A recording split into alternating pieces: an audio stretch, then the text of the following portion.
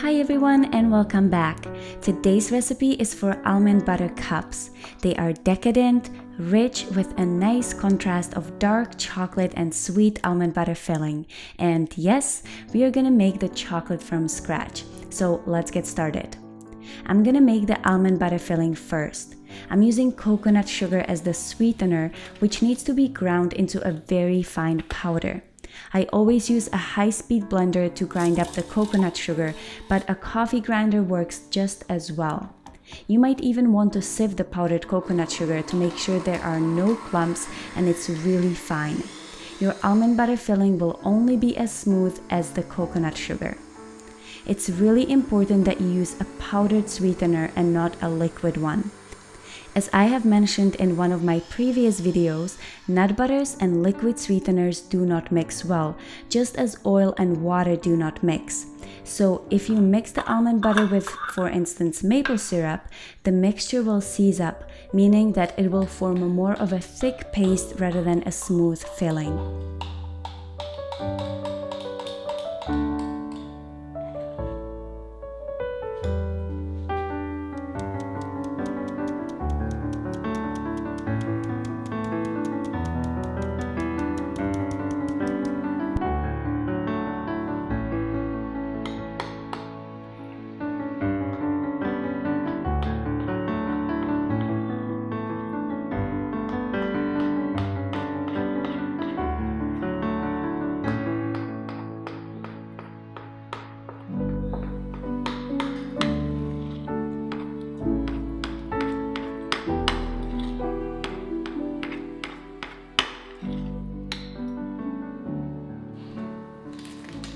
Once your almond butter filling is ready, transfer it to a piping bag. This is not necessary, but I find that it's much easier and more precise to pipe the filling rather than spoon it on the chocolate. I usually just line a glass with the piping bag and spoon the filling right in. If you don't have a piping bag, you could also use just a regular Ziploc bag and then cut off one of the corners.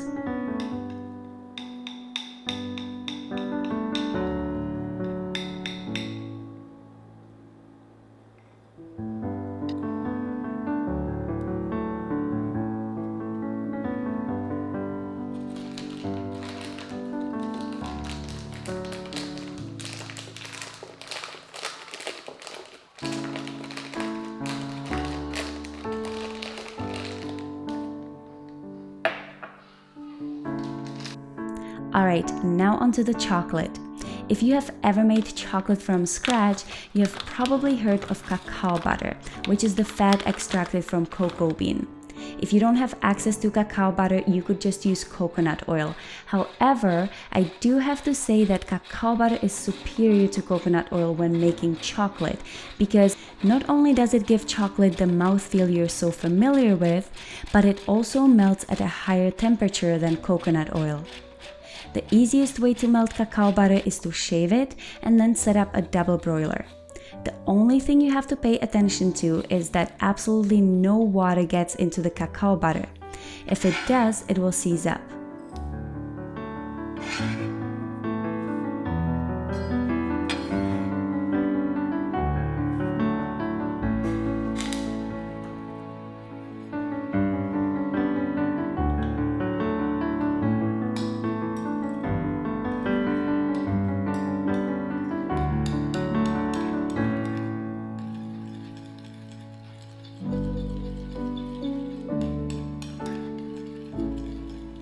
Take the cacao butter off the heat when it's about 50% melted, and then let the residual heat of the bowl melt the rest of it.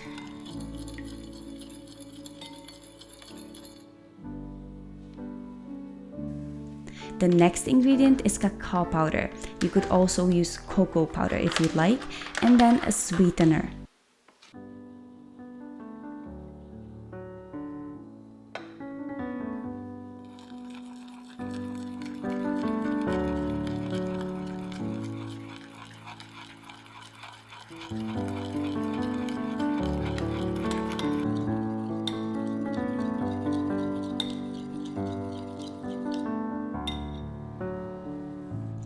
I'm again using our powdered coconut sugar for exactly the same reason I used coconut sugar for the almond butter. Oil and water just don't mix. I can't stress enough how important it is that your coconut sugar is very finely ground. The coconut sugar will mix with the cacao butter, but it won't dissolve in it. So if your coconut sugar is grainy, your chocolate will end up being grainy as well. Now, you might have seen recipes on the internet for raw chocolate using coconut oil, cacao powder, and maple syrup. You might have also seen comments below those recipes that the maple syrup sank to the bottom and the top of the chocolate was devoid of sweetness. The reason is that the coconut oil simply doesn't mix with the maple syrup. It will appear as if it's mixed for as long as you are stirring the chocolate mixture, but as soon as you stop stirring it, the maple syrup will separate from the coconut oil. To make the almond butter cups, line a mini muffin pan with paper liners and spoon about 1 teaspoon of chocolate into the muffin liner. Just so you know, I did temper half of the chocolate that I'm spooning in so it stays firm at a room temperature, but that's totally up to you, you don't have to do that. If you're interested in learning how to make tempered chocolate using the exact chocolate recipe, I do have a video on my channel already and I'll link to it in the description box below. Let the chocolate set for a few minutes and then pipe a little bit of the almond butter mixture on top of it. Do make sure that the chocolate has hardened before you add the almond butter so the almond butter doesn't sink.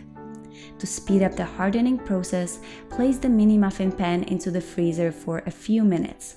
When you're piping the almond butter filling, try to keep it from the sides of the cupcake liners. There should still be some room left for chocolate.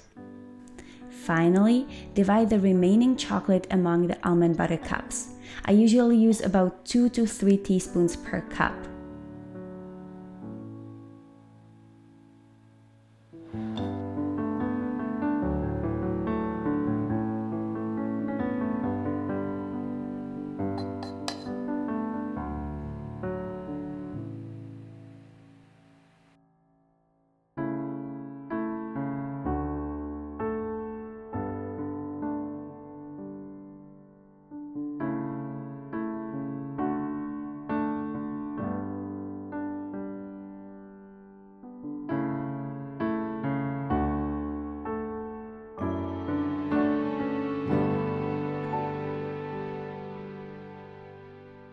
Place the almond butter cups into the freezer to set and you are done.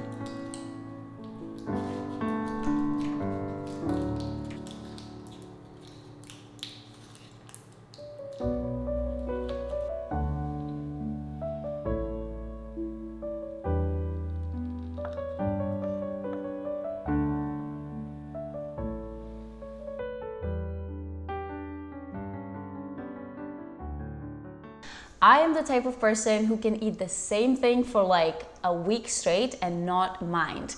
Tanner, on the other hand, is quite different. And when I make something for supper, he eats it for supper, then he eats it the next day for lunch, and then he's kind of done with it and wants something different, which can be frustrating when I want to batch cook. So I always try to think of how I can add variety with the same ingredients. So say that I'm making tempered chocolate, which I do like to make a lot of. Now I make it into chocolate bar that I topped with some nuts and seeds and dried fruit, and these almond butter cups. How do you like them? I really like the almond butter. I really like it. I do too. And as I understand, it's on your website already. Yeah. So that's a good thing. I would say use lots of that almond butter because it's really good. And it interacts with the flavor of the dark chocolate really well. However, your proportion of like dark chocolate to almond butter should be like 60-40. 60% almond butter, 40% dark chocolate. That's my suggestion. Don't know how you're going to do that, but try. If you're expecting like a milk chocolate, no, it's not like a Reese's peanut butter cup where it's milk chocolate on the outside. It's like a dark chocolate, tempered dark chocolate. So it's got the same kind of texture as a Reese's peanut butter cup, but it's like stronger. There's a little bit more crunch to the chocolate, which is good. And then it's a dark chocolate flavor, and the internals, the almond butter, tastes way better than the peanut butter you'd find in a Reese's peanut butter cup. I find that they can be like quite dehydrated, that version of peanut butter. So this is like really moist and savory on the inside, and then a little bit of sweet in there too. It all goes really well together. Yeah, the almond butter is my favorite part too, because it's nut butter that I'm kind of obsessed with. So I hope you enjoyed this video. If you did, please give me a thumbs up, comment below, subscribe to my channel, and I'll see you next time.